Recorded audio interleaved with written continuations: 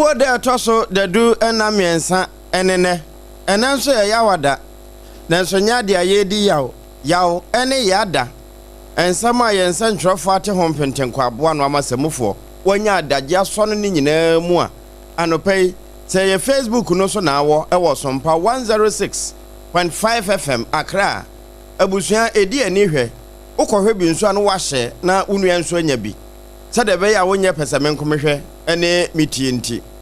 ensamo a yede to awa no pei no efri ha enam SOMPA 93.1 headquarters pivot ho ewa Asantema mu babia SOMPA TV wona hwe adabraka ayiko 100.9 so de ma Asantema kro na afi wono mu a ewo atoye ne na afa nyina se yetakwade a 101.1 SOMPA no ena esomosa no wono ma wotakrade 103.3 yede SOMPA kro na eduru ho afi wuti besi bono ene na afa mu a na hinkure 98.9 eligible kwa na abro sanum night market ho SOMPA no na yesom no ena afi doma manim asase paso SOMPA 101.3 ebia na wa poye fam na hinkure tachiman SOMPA 106.1 FM brother afere potutu etuos of mame wo mototo ama ekoba bia 90.7 adwumura age asam no na woto de pete anopa mi ka sei adehye ne fa www.sompaonline.com unya kɔ hɔ a Yura Prince Atabo atena da amanti no wabɔ no boa de akɔ akoto obenya bia kenkan na wahwe wani so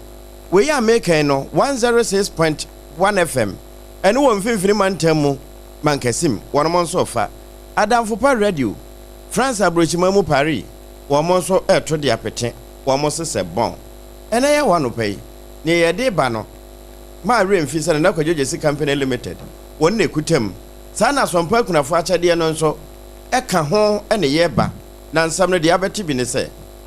Framantemu abeto dwase enipa oha aduokron baako ena ya kire wo mu ewo ehi sada ena mempeni mahama kasa de akire Ganafo se munja fosu nkukɔwe na monwe Ghana de no na apomdin ensemu empenifo ahodo bi ya yepa wo mu se wo mu meda board a ewo atena ya ehye apomdin sem so no wo maso afena mu esuai anopa ye didio Josh dokunu nti ya na wadidi edidi ye na ya chipepe bi ya se wawia wapemfo na ya pemfo benya abusua ya bakom ewo Asantema ntemu ni akwagimu nkyiremu adwedifo a ewo sunyan ene ne mpotemu no wo mo ebo Ghana ban abaso se Ghana ene Nigeria enkaboma pambia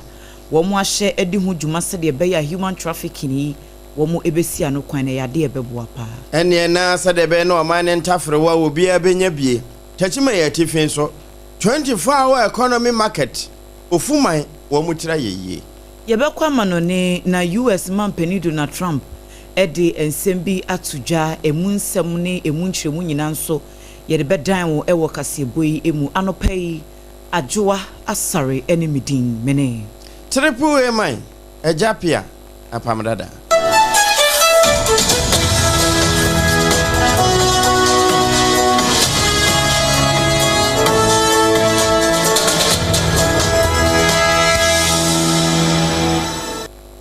abusiafo afei ensem no enkyeremu ankasa enie Ghana posi adwumakuo no ene ememama asradom no wo maka wo mutia bomu akokyire enipa beye wo ha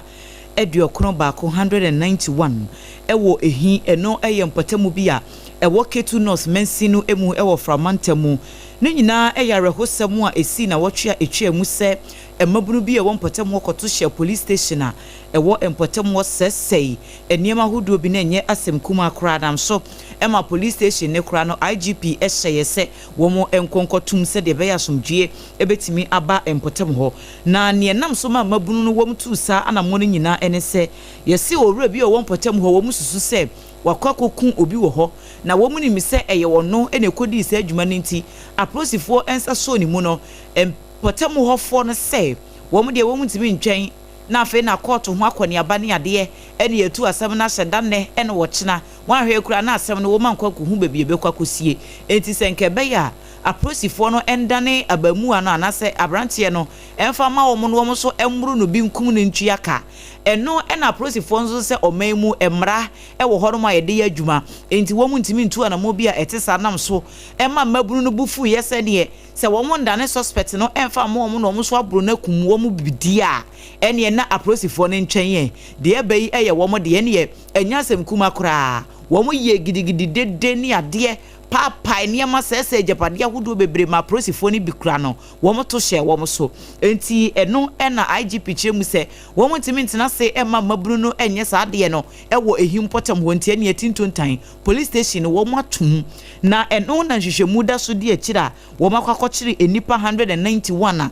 wo mu esusen wo mo ekasa basabasa ye no a ekoso ewo empotam honom na panyia wokasa edema from Antemo prosi adwumakuo no eye Chief Inspector Francis Gomado wono ena enkrata ya wo de baaye no wakyere mu ese we ye kokoba wo de kode ama omanfo se wo ntena se sa prosifo emma mabunu emma meye de wo pe wo ho enti semra ne so mu a eyade se eni ubedi na sa nipa 191 na ya kyere wo no nso no wo mo boa prosifo ama hwehwemu akonkan se ehu behia se yede wo mo bekwa ko gina court no animu a eyade se yede wo mo ebeko ene abusuama yanto aso bra post for service with integrity one ma ya adwuma wo ehi se tie bia de nam so wo mudi sa abonofo sem no ebehi won na ma yankoma mpeni John Dramani Mahama na boboa no ene da na anya asabketoa e wa asantemamu bra na one ma bodwa kese ne edom no behwe wo bia ekopense moda e won kwanketenkete nkomonum na watie sanse ene da na e hontuma pakese pa no mempeni wogina paso a wodi ho nkomo na emunu wo kyese se woman yebama yeni akode ye wo ho na ya meno ahia yen esansa aduane anka wo hu wo na bochi ase no mpanin si wuchi enti se ye de ho hyem na fe eba portrait adwuma no ya sa hyem kena ama eja wo mu na so yi a anka beboa yen ebiew eba sa enkokọ na ye Ghana de no ye hwe no a ebema ye sikasam kura sa gina so na eno achi nso no de ya yedua yedie no na yesan so ewe de ya yen a ebeboa yen ama yesika no nso atena yen ho eba ne sa yebedi ye na yebepem de akoye nimpa ewie na oka kire yewura to ba forcing wo mai photo samfo se wonyi 200 million Ghana cedis na fa kuafo a wo modua emo aburo ene emu atoko awio so ya binsimo de yetime de konkom no a wo mo se yento no wontoni nyina nso emfanwo se de beye na enkokọ no wo mbenya biadie na ja wo beye chopa na timamofo nso bewe anyemu ahoden, which was once a lively contributor to rural incomes and national nutrition, has faced structural bottlenecks such as high feed costs, limited access to improved breeds, inadequate processing capacity, and over-reliance on imports. In 2023 alone, Ghana spent over $350 million importing poultry products, a drain on our foreign exchange and a missed opportunity for our farmers and entrepreneurs. We must and we will reverse this trend. The time has come for Ghana to reclaim the pride of producing, processing, and consuming what we ourselves grow. And so under the Feed Ghana program, the government is executing a three-pronged strategy to restore the poultry value chain from the household level to the commercial scale. Enti abane sa poultry adwuma no kura no sade ankakane ne ye ne fie nkakra no ubohu se befiri hwa na ayekese na asanso kura da na adwuma abaye mfaso ama omai mampani Mahama kokon nkitenkete we lunch ase wokumase Eka hye ahodo ya wo mudi gu akwam se de be ya pomden atena ye no wo mbetimi ayire niema mu na akoye ede ama omai Ghana enti asoye a ehye apomden ensem so womo paw empinifo bi se ministerial advisory board ya womba be hye atoto niema ama apomden ho nsem so atimi akonkan na sanipa ye pa womo se wombeda board no eso no womo so afenamu eso ai enura masoafo a wo hye apomden ensem so kwabena minti akando na wo dwumadie no ase na wode ato members no anim se adaworo ma womo bayi womo emra meboa asoye ne na eniema hodo bi ebetimi aboa na wo metimi ama apomden ho nsem koya yeresa ayaresabea ahodoɔ no emu a emfidi ahodoɔ yɛ de yɛ adwuma enniema ɛbɛboa ma pomden ho nsɛm atimi gyina brane no wɔn nhwɛ no wɔn tutu ne nyinaa sɛ ebeduru emre bi no na ɔman Ghana yɛn nso yɛbɛtimi de yɛn nsa asi yɛbo sɛ ɛmfa ho ɛne nipa ban a woyɛ emfi a wadi wo kala su ya ekita wo yɛka universal adult suffrage na baabi biara ɛne nipa ban bia primary health care de anya bi kura no baabi abɛkɔ bia ɛyade sɛ ubetimi anya bi na wabra kwabna minta akando wɔde ne nsɛm ɛto dwa no sei ɛne wɔkyire mu. Distinguished members, as you begin your work, I urge you to embrace the principles of teamwork, harmony, and shared purpose. The challenges before us, from health workforce shortages and infrastructure gaps to emerging disease burdens, require coordinated and forward-looking solutions.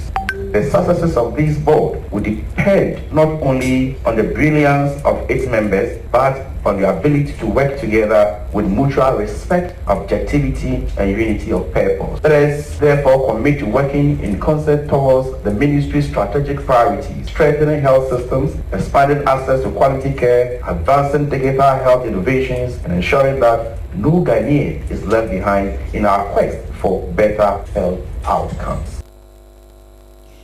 Abusiafo ene ya yekutie sesie yi eyesofo hwe apomdin ensem so kwabena minta akando na nusi ye no ena Dr. Peter Kwame Yeboa ya wono eye opanyi kwankyerefo a woda Christian Health Association of Ghana ano onukro yanso eye member ya woda ekuo foforo yi a womo apaw yi ehu wode arehyimu nsɛm eto womo animu sɛ board no bɛhye na eniema hoduo bi a womo de ahye womo nsa no sɛ Wombesha said non-communicable diseases nyarewa huduo binum ya eno nso ejentre ha ewo mei emuno eyade se wombeshe nuomu edi hujuma of the life and safety issues that require, and ultimately to improve service delivery, which is the ultimate the end point, the outcome that all of us expect. So our role basically is to strengthen our health system of Ghana, in service provision, in financing, regulation, so that health outcomes will improve, and to address emerging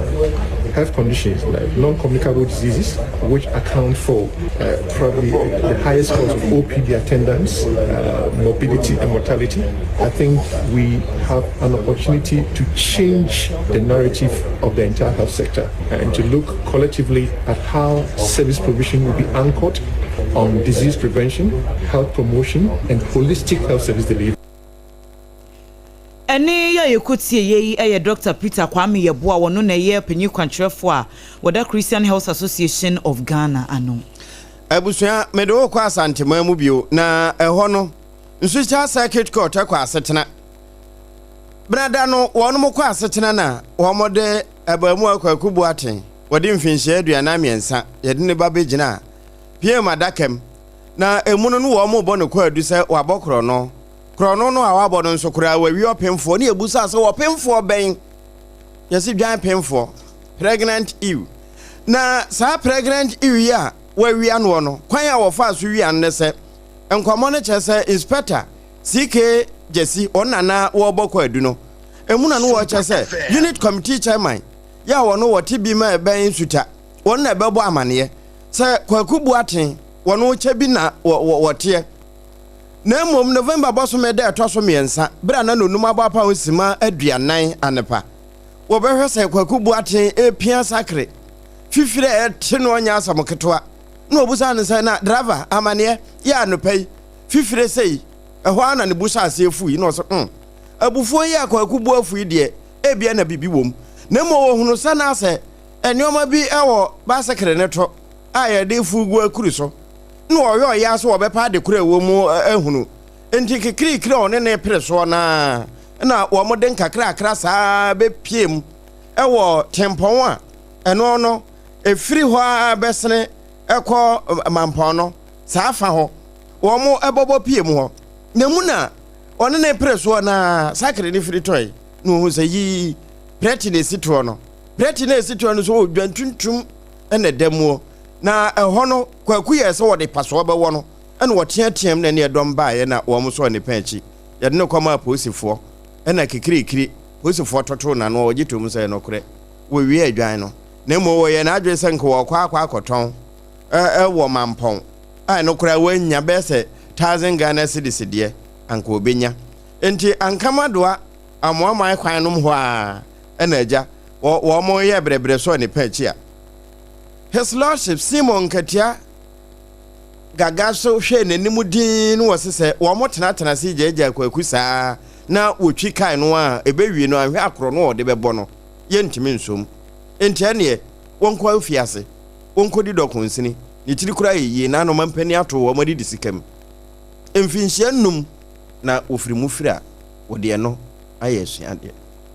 Yetwa ensem no eso na adwadifo ya wom wo sunyan eno no ewo bono mantem no emu wom de ato dwase na nsemu entemo ya mahodo mienu Ghana ena fei Nigeria man no ede wom nsakwohye ntiase apam ahodo ase etintim enkrata se de beye nipa yeso wom efiri omemu kwa ma ahodo eso na yedi bi nso firi honom eba ebu honom kro obi ba no wakwakohwere ne nkwa ya sanse eni mahodo bi a ekoso no ya na ehadwene internet so kro no bo cyber crime ahodo human trafficking eniema bi etete sa no won betimi esi ano kwan no edwadifo no kyeremu se yade bi ebeboa pa na wom se wom de empepi ya titru wom mo ben ya hye ahodo no eso no yade asa niema wom hunu bi na sanhyiamudie ekoso ewo Abuja Maino emu ewo Nigeria ya COP Lydia ya donko yo no ye kwankyerefo panyini oda CID adwumakuo no ano ena fei ukọ Nigeria maino emu so a womo Inspector General eye rempimasi edu ya woda prosi adwumakuo no ano womo abedi akire DIG Sadiq I Abubakar womo mienu ene kohyia ye ewo Abuja man mu na womo toatoa adwene de womo nsa etintimu enkrata hodo asese ama hodo no mienu beka bom no womo atimi ahwese saa child trafficking any cyber crime niema no wo metimi etu ase na wabra adwedifo no ye omo sunyan ede wo nsem eto so mpaka se animu no sei ene wo mu kiremu 123 na Nigeria na ntokwasi 123 na Nigeria na ntokwasi ne no omo koka bomu se ye no omo ya baako na ye ne police fo na ya baako na se ntokwasi Ghana heya kwan be ne ye be fa so esi Nigeria ho na omo dwane aba ha omo nsan meto aye ha omo beto aye ha omo de bi omo ko ntie ntimi no omo nka mo ma ne nye yi to eso ma adwun kirere se nkola na omo chene mfa ata yetimi che Ghana fo yetimi che Nigeria fo yeso ye bompa se omo kaboma na omo aje sa niama na ka ebe bo ya nyina te se wo ya obe wo ba na obi abeche no ekoku na aje sika enye ntinyankopɔ mbo ye na nke eno no omo ntimi si ano mai eni ya yikuti sesie yi eye dwerifo bi ewo sunyan bono mantem na maneboyi abro no manya akopapa bi sompa sunyan eni wo moto edemane yen mo obumpa de no na ne abusua ma yenko bono na poe afam ya na henkuro no etachiman na tifi afam no ahenkuro no trodom na ofuman so wo safa ho eho na maame Elizabeth ofosu agare wo yemra hye bedwani no na ofuma hene ana wokasai na nakwaku jan bruku nensam nyina wode tudwa bra na wo mudi bayira fashe no ase fofie ene wo kwobo so achese 24-hour economy wo ho se ho dwa mampani asase a emiamia binom wo munya wo mode na kama yese mansi bia nso nsa beka ne de esansa na no se ya na Brekum West abankrache pani onabo asoma wo kyerɛkyerɛ mu no wo kyerɛ wo mote percentage bi common fund no de to ɛna wo mo de bɔ ho bra saa na mampani ahyɛ wo mo enti sɛ takyime yatifi nso wo mbesi bidi a ɛne wo no nana jamburuku kyerɛ sɛ honorable abankrache ɛne mpanimfo a mo wo hoi sɛ mo besi 24-hour economy market ne dia ofuman asase yantam da ho mo mesi wo no so sɛ de bɛyɛ na dwadie empotem ho no ebetime ayiri yi ya me say DC and this year MPC on va faire c'est this market ya fa na fuma and no kwa na ya bia e da makwa so because nyama do so ya me aba yi na ya ka bi na ya market and it na me ko so so kwa na say ya to fo bon pa do kwa na many wo this market so minim say school down hospital na dey ya twira mo krata ya to ba ya ne dey ya dey abai ame ate ho to ye say ampa about the school dine ama I was saying high school ama get farm for private and the minimum said na mama said president as says animal and this market here Mr. So from ɛno so baa dɔboa mafuma gadi ne akoso ɛno ɛyɛ ofuma hene nana kwakugyan buruko ne kasa yi na wie ya na ne hema nana akosu amobia nso de bi beto so beche se koba se dwanompo wo mo ba besi ho a se te bia dom beba edom ba no nso wo mo hweti mamufo wo ma hofa ene se de wo mo sunu wo mbante na wo mo de akọ wo mo krom ne se ahonti won de obekasa pa ye enei sabi uja amrante wa ne maba wa no a choice kura no wo de be sha atade ama yeye decent dressing. I may say to me, say, my home school here, school, money here. Now, you're from my Akachi, secondary school, my baby, be a crana, mammy, be a crana, papa, so over school. So over the school, the school, naughty, what an impressive, what you say, I'm why. Yes, ma, me, pie, and see you. Na yansia dia ebere na mema ya kwa yeso yetimako ti dia mafutu ekoma problem ayo nyina baba nsa se ebere na mtara mo ne ade benjai na wanyini be school dia ko enye enkonja ansapa nipa wa wo me anya na kase obiko school awetimako nana akosu amobia wono na yeba ahema ewo fuman na futu a wode ma emabunu no eno no abusua kase ya ya de to awu nyina no na kwadwojesi company limited adanse hu ne mapapa no wona aso ya sene se ye mebe mawo eno se hu nti ne ye ka wo se udidi na se bi ka wo simu abusu ka cha so unya fa bi sie udi sie no ba bi ade be sie abehunu se udi asifie ene nti hwe kwadwojesi akira kwan ekoba jesi sempremo o ba bia wa semframa na wonom emwa ye ka ne sa no bronya na ebobo ba yi o dodo na eboaboa won ho wo mo de bi siesie nyina yese bronyen wo betimi ama abusua da didi na efie nso ayede eba ne sa na wo mo didi me eguso a enhira no wo aba ho ka ho na eba eno sai honti ena sompa kunafo akyede ye nyisia ne nyanka didi bie afi bia sompa yo no afi die sompa ye nkora bata hodo no aka bomu a wo mo yu asompa nkran ka ho enti abusua ba bia wo bia ma ho mra mu bi mo ye ma adwuma so enti na mo ba ye no and also no 0598 559 802 0598 559 802 okakra bia baso a nyame de ho akatuapa ebebrew edin ebeba Tarawan Media anase Blessed Foster se wobona edin mienu ameboye bia ma sansan wachi enkopushi ansa na ye ne foforo 0598 559 802 ahoma no ene no tete wana nanu nundie nti ana anopa bia wo ma ye bodudo ansa na ye bepia ye pie sai na ye immune booster nanso ye ne ye hunu enti ubanu ma wi ansa na ntoto ho no kura wadibi sei 2074 ya trinity afreni T74 no tete de no na wo ma dada so ene atwetwe emunso mukos no na wo mo de aye adure na eye adwuma se nkonya FD age atomo se ye wakra bi atumi num bi na emom wafa afuru o ma akoda no fo na wuni mfinhye du mienu dia abusua ye nkamfo mmawo wunya nonnom sa wanum toso a ye didi ubedidi adidi emu edu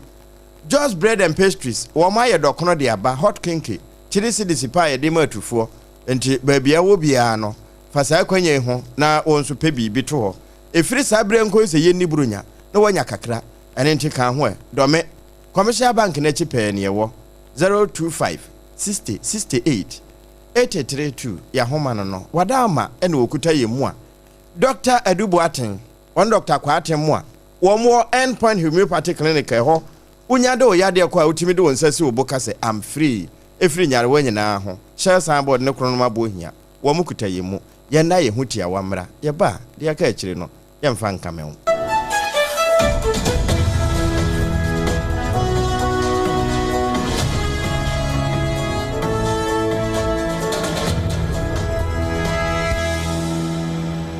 Endpoint Homeopathy Clinic. Ghana had the obi enim say your prostate. Na baby omutibi ye screening ema huni ye etu asia. Na a Endpoint Homeopathy Clinic. Anase a kidney, a liver problem. Wofa baby and ajujo. Na the friend premature ejaculation no a be maybe a woni wodofo akwakwisia. Asa wo di ne ho agro. Asa wo tonte. Ene ebra Endpoint Homeopathy Clinic. Na ye moa. E man mema mo pa wo. E ye Endpoint Homeopathy Clinic. Wo mo demu fua. Yare bia infections bi na wo ho. Anase bia wo hwa wofa baby na ajujo. Kidney problem, prostate die. E ye Endpoint Homeopathy Clinic. Kuma se ubehu Endpoint Homeopathy Clinic. E wo kronoma boy here. E na Accra hanso so die. Wo mo gina mu ankasa. E wo Spinters baby friend share signboard no. Wudru na ubusasa wo pe Endpoint Homeopathy Clinic. Obia e be kire. For Endpoint e wo 0244867068 and 0274234321. Endpoint Homeopathy Clinic. Wo mo demu fu. Ewra me pa cho bra na me hwa de wo bag yi. Bra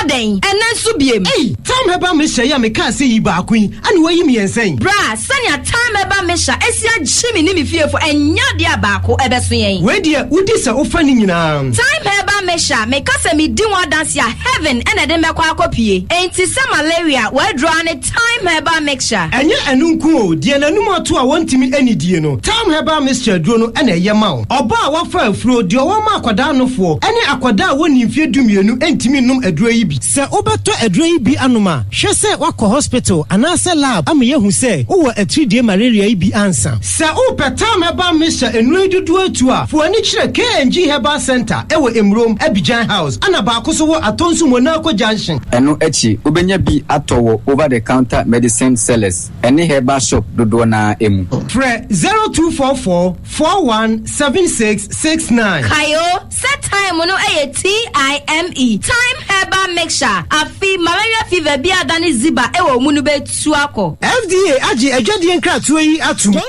Tontonte yenum nsane e faadwen. Ne e faadwen ampa. Say na nim se bre bi beba ama tonti na 74 upa ye ne simple. T74 abeye aduru. Tonti na 74 ana T74 asa twe ya dwene asina nanom dodo so. Se de na dodo bua ma na nanom enyare basabasa no saa na tonti na 74 ana T74 ebu anipadua no. Emo immune support enti obi onum bie no abre bia ne ho den.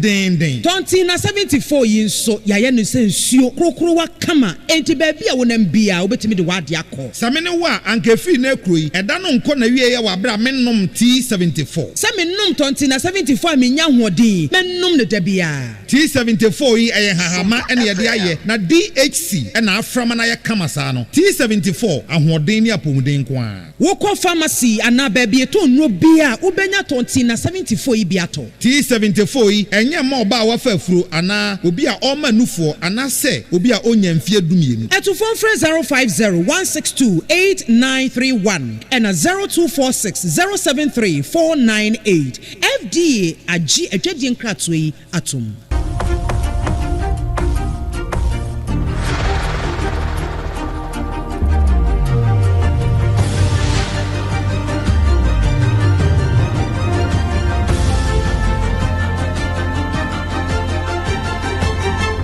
SOMPA TV Emma Aketiapa.